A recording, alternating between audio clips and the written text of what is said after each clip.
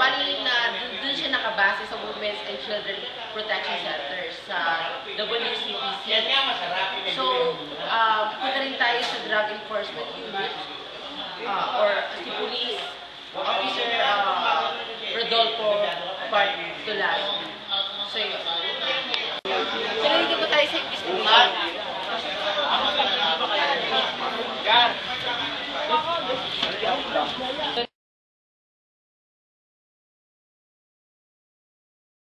Nandito po kami sa Station Investigation Unit.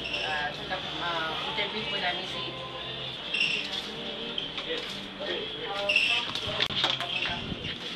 Okay.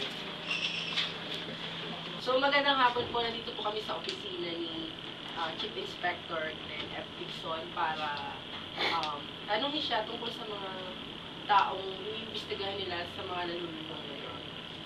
Sir, so magandang hapon.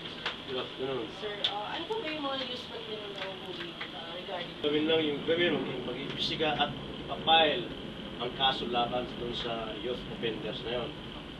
Ngayon, bahala na ang sugado niya kung sila i-rehabilitate, nadalhin doon niya sa mga youth confinement center.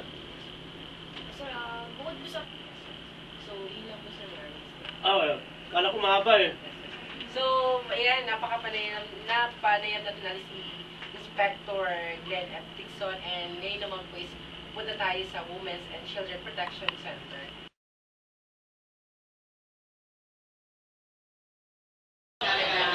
Women's and Children Protection Center para interview si POD Glenda Masipan.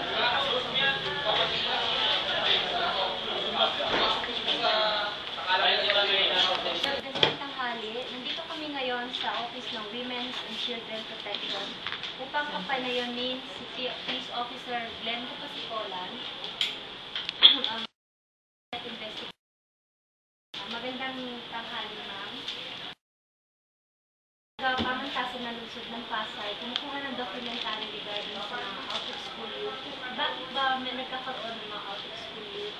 And bakit sila na-involved sa drugs?